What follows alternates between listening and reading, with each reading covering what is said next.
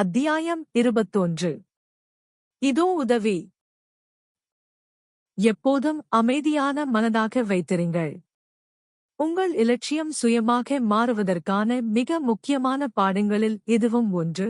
அமைதியான மனதை வைத்திருங்கள். உங்கள் பிரச்சினைகளை அமைதியாக, புத்திசாலித்தனமாக, தர்க்கரீதியாக தீர்க்க இதுவே ஒரே வழி.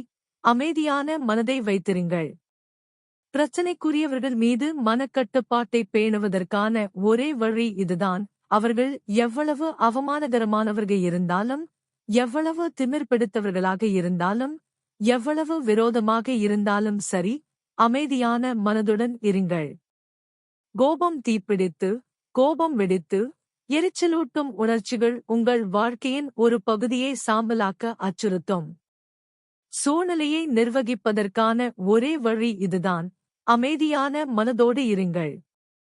உங்கள் மீது குற்றம் சாட்டுகிறீர்கள். அமைதியான மனதுடன் இருங்கள். மற்றவர்கள் கத்தும்போதும், கூச்சலிடும்போதும், புத்திசாலித்தனமான சிந்தனையால் தீர்க்க முடியாததை சுத்த சத்தத்தால் மூழ்கடிக்க முட்டாள்தனமான முயற்சிகளில் ஈடுபடும் போதும், எப்போதும் ஊடுருவ முடியாத அமைதி சுவருக்கு எதிராக அவர்களின் வாய்மொழி தாக்குதல்களால் அவர்கள் தங்கள் உணர்ச்சிகளை சோர்வடையச் செய்யட்டும். உங்கள் நேரத்தை ஒதுக்கி, சத்தமான புயலை எவ்வளவு நேரம் எடுத்தாலும் பொறுமையாக காத்திருங்கள். இதற்கிடையில் அமைதியான மனதுடன் இருங்கள். ஒரு நேர்மறையான சக்தி நபராக மாறுவதில் அதிகாரத்திற்கான உங்கள் முதல் படி மற்றவர்களை நிர்வகிக்க உங்களை நிர்வகிக்கும் சக்தி. பின்னர் மனிதவயது சூழ்நிலைகள் கூட நீங்கள் மற்ற அத்தியாயங்களில் கற்றுக்கொள்வது போல சோகஸ்மெலி அமைதியான மனதுடன் இருங்கள். ஒரு நெருக்கடியில் அமைதியான மனம் என்பது ஒரு சூறாவளியின் கண் போன்றது. ஒரு சூறாவளியில் அழிவுகரமான காற்றுகள் வன்முறையில் சுழல்கின்றன. சூறாவளியின் மையத்தில் கண் தவிர அது சுற்றியுள்ள அழிவு சக்திகளின் மையத்தில் முழுமையான அமைதியான இடமாகும்.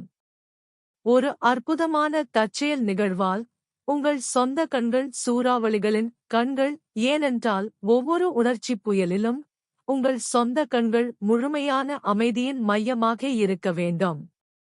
உங்கள் நிதானமான கண்களின் முழுமையான அமைதியே அமைதியான மனதை வைத்திருப்பதற்கான அசாதாரண மற்றும் ஒருவேளை வியக்கத்தக்க முறையாக இருப்பதால், கண் தளர்வு மூலம் உங்கள் மனநிலைகளை, உணர்ச்சிகளை எவ்வாறு கட்டுப்படுத்துவது என்பதை நீங்கள் கற்றுக்கொள்வீர்கள். அடுத்த அத்தியாயத்தில்